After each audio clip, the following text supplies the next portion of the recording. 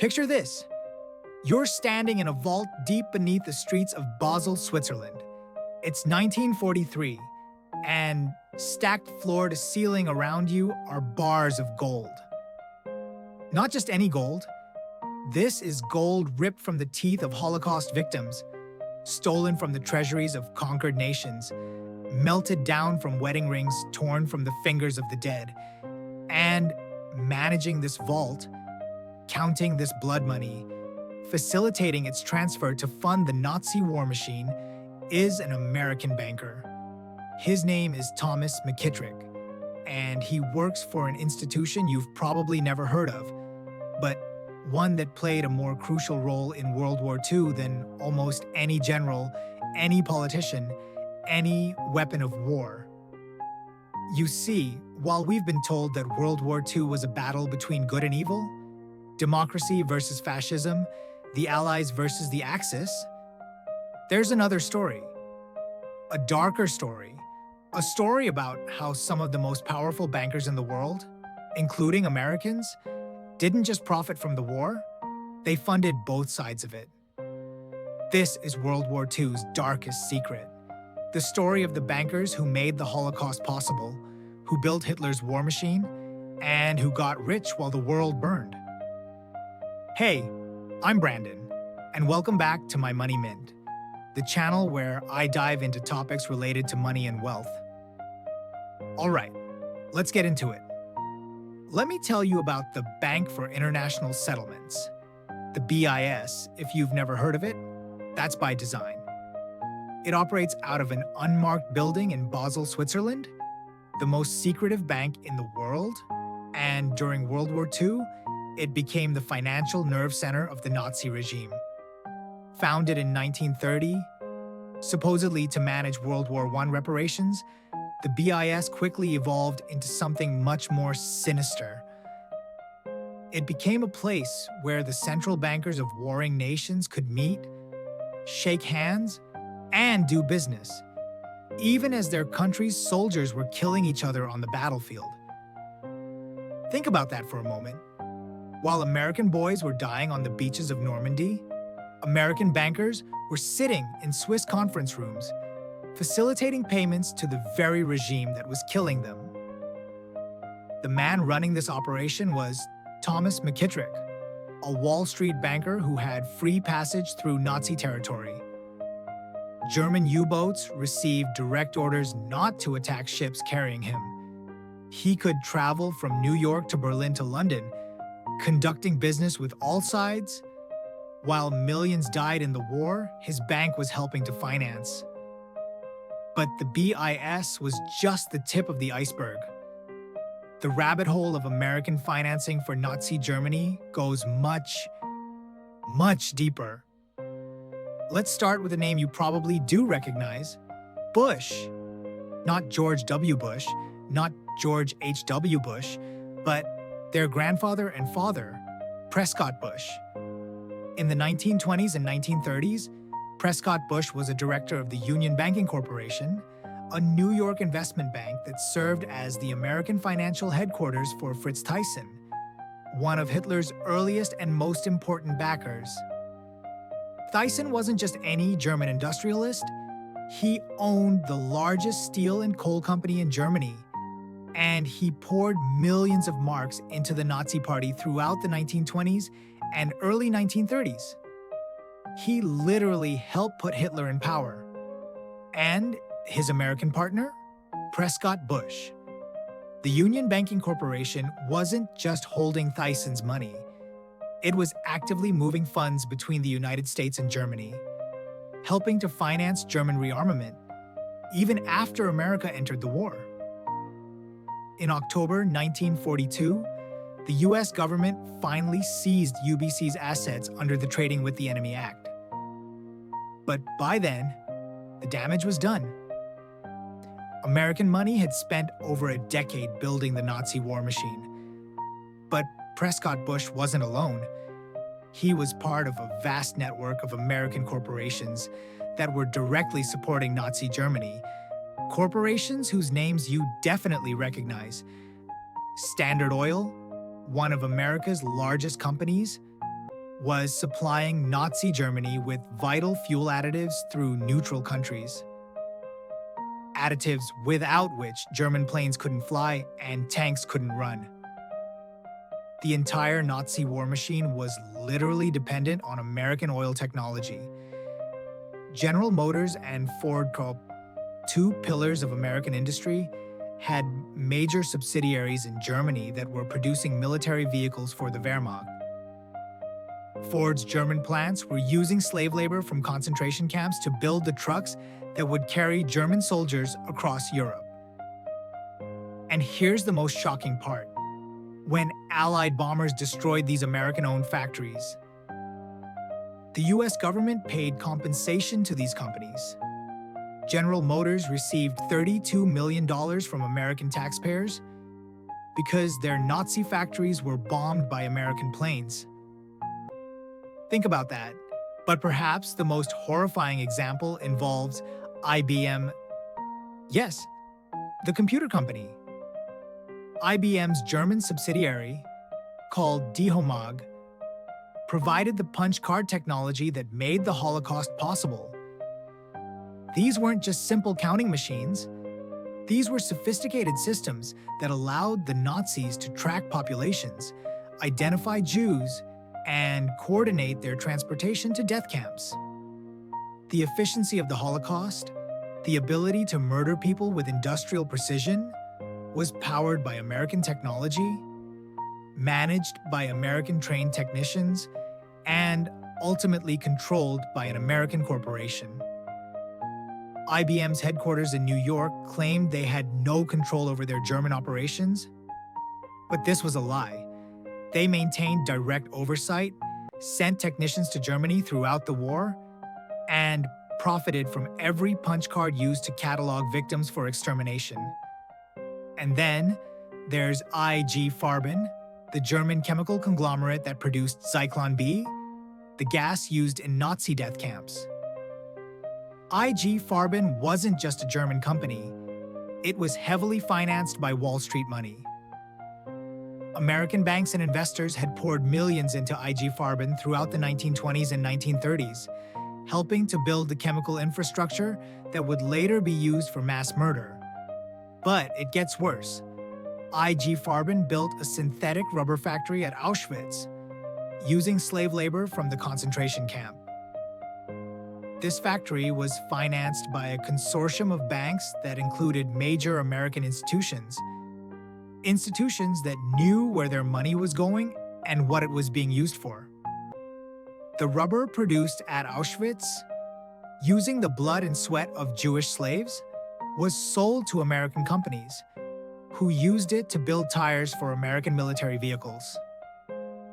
The same banks that financed the death camps were also financing the American war effort.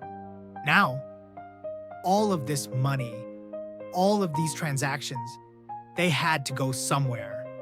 They had to be processed, laundered, converted from one currency to another.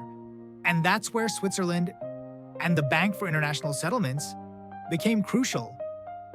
The BIS wasn't just facilitating transactions, it was actively laundering Nazi gold. Gold stolen from the central banks of conquered nations. Gold seized from Jewish families. Gold literally ripped from the mouths of Holocaust victims. When Germany invaded Austria in 1938, the BIS helped transfer Austria's gold reserves to the Reichsbank. When Czechoslovakia was occupied, Czech gold that had been safely deposited with the BIS was immediately sent to Berlin. Sweden was selling iron ore to Germany, essential for making steel for weapons and tanks. How were these transactions paid for? Through the BIS, using looted gold, processed by American bankers. Thomas McKittrick, the American running the BIS, had regular meetings with Reichsbank officials in Berlin. He knew exactly where this gold was coming from. He knew it was stolen. He knew it was blood money. And he processed it anyway. Let me take you back to February 20th, 1933, 3 weeks after Hitler had seized power in Germany. Hermann Göring invited 24 of Germany's wealthiest industrialists to a meeting at his residence in Berlin. This wasn't just a German meeting. Many of these industrialists were backed by American capital, financed by American banks, and managed by American-trained executives. Hitler himself appeared at this meeting, and his message was clear. He needed money. Money to consolidate power. Money to begin the massive rearmament program that would violate the Treaty of Versailles. The industrialists, many of them flush with Wall Street investment money, agreed to fund him. The Nazi Party received millions of marks from this network, marks that ultimately traced back to American banks and American investors. The Bush family wasn't the only American political dynasty with Nazi connections.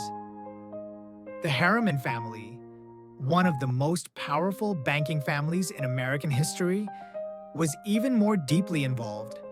W. Averell Harriman, who would later become a prominent diplomat and governor of New York, spent the 1920s and 1930s building financial bridges between Wall Street and German industry.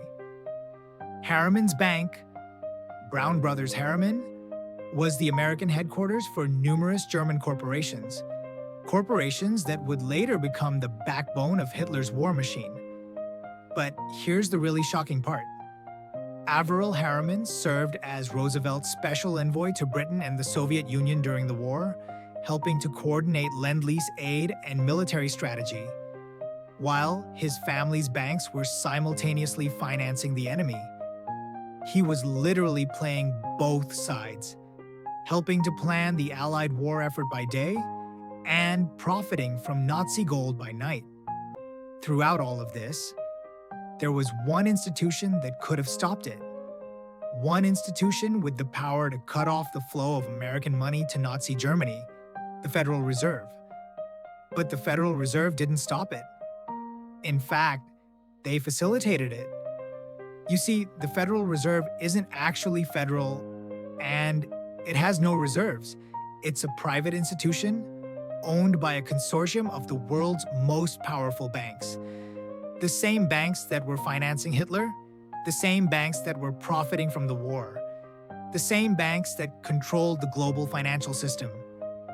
The Federal Reserve had the power to restrict international money transfers, to block transactions with enemy nations, to shut down the financial networks that were funding the Nazi war machine. But they didn't, because their owners were profiting from those networks. Here's what you need to understand. This wasn't an accident. This wasn't a series of unfortunate coincidences or poor business decisions. This was a business model. The same pattern had played out before, during World War I, during the Panic of 1907, during every major conflict and crisis of the past century. Create the conditions for conflict, finance both sides, profit from the chaos, then profit from the reconstruction. It's the ultimate business strategy if you have no conscience. Let's talk numbers, because the profits were staggering. By 1941, American investments in Nazi Germany totaled $475 million. That's over $7 billion in today's money. Standard Oil invested $120 million. General Motors put in $35 million. ITT invested $30 million. Ford contributed $17.5 million. But these weren't just passive investments. These were active partnerships. American companies were sending technicians to Germany, sharing technology, providing essential materials, and coordinating production with Nazi factories. When the war ended, these same companies received billions in compensation from the US government for damage to their German operations that had been building weapons to kill American soldiers. After the war, there was a problem. How do you explain that American companies had financed the Holocaust? How do you justify the fact that Wall Street money had built the Nazi war machine? The solution was simple. You don't explain it. You cover it up. Documents were classified, records were destroyed, And the same bankers and industrialists who had collaborated with the Nazis were quickly rehabilitated and put in charge of post-war reconstruction. The Marshall Plan, America's program to rebuild Europe, was largely administered by the same financial interests that had helped destroy it in the first place. Many of the German industrialists who had used slave labor and collaborated with the SS were quietly released from prison and restored to positions of power because American companies needed their German partners to rebuild their profitable relationships. The Nuremberg trials are held up as an example of justice, of holding war criminals accountable. But there's another side to that story, a side that reveals just how deep the American collaboration went. IG Farben executives were put on trial, but the American banks and corporations that had financed IG Farben were never investigated. German industrialists were prosecuted for using slave labor. But the American companies that had profited from that slave labor faced no consequences. Fritz Thyssen, Hitler's financier, was captured and put on trial. But Prescott Bush, his American partner, continued his career in banking and eventually became a US senator. The trials were selective, designed to punish the German collaborators while protecting the American ones. And here's what should really concern you. This system didn't end with World War II. It's still operating today, on a larger scale. The same banks that financed the Nazis later financed Cold War conflicts, Middle Eastern wars, and regime changes around the world. The same business model, create the problem, finance all sides, profit from the chaos, then profit from the reconstruction, is still being used. Look at Iraq. American companies destroyed the country, then got billions in contracts to rebuild it. Look at Afghanistan. American weapons manufacturers profited from 20 years of war over there. The names change, the technology evolves, but the fundamental business model remains the same. The families and institutions that profited from Nazi gold, they didn't disappear after the war. They used their profits to build political dynasties, media empires, and financial networks that still control the global economy today. The Bush family went on to produce 2 presidents. The Harriman family remained influential in Wall Street and democratic politics. The corporations that built Hitler's war machine became some of America's biggest companies. They rewrote history to hide their complicity, and they continue to benefit from systems they helped create. Look, I know this is hard to hear. I know it challenges everything we've been taught about World War II, about American heroism, about the triumph of good over evil. But the evidence is overwhelming, and it's all documented in government archives, court records, and corporate documents that have been declassified over the decades. American money built the Nazi war machine. American technology powered the Holocaust. American bankers facilitated the looting of Europe, and American corporations profited from slave labor and mass murder. These aren't conspiracy theories. These are documented facts. So, what does this mean for you? What can you learn from this dark chapter of history? First, understand that the global financial system is designed to benefit a small group of insiders, often at the expense of everyone else. The same institutions that financed the Nazis are still in control today. Second, be skeptical of official narratives, especially when it comes to war and conflict.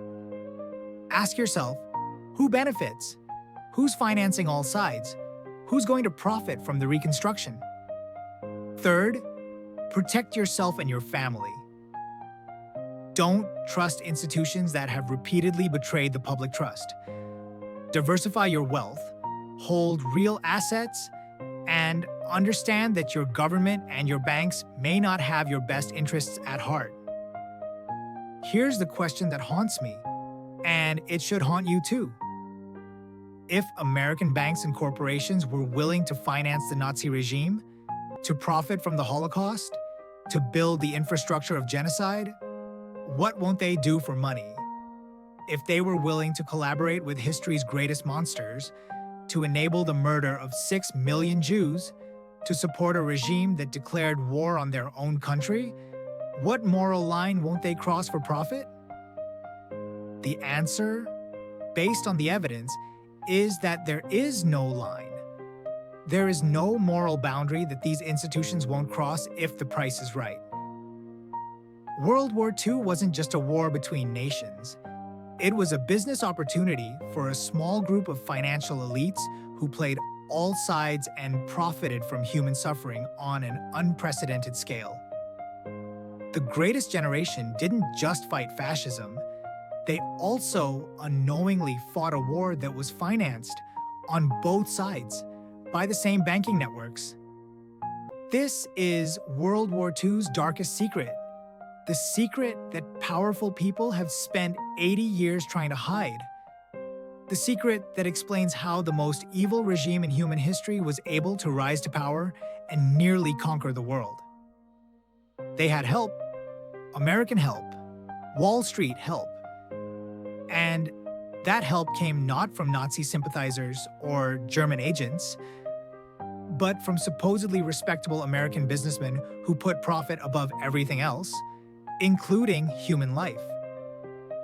The next time someone tells you that war is about ideology or freedom or democracy, remember this story. Remember that behind every conflict, every crisis, every catastrophe, there are people getting very rich from other people's suffering.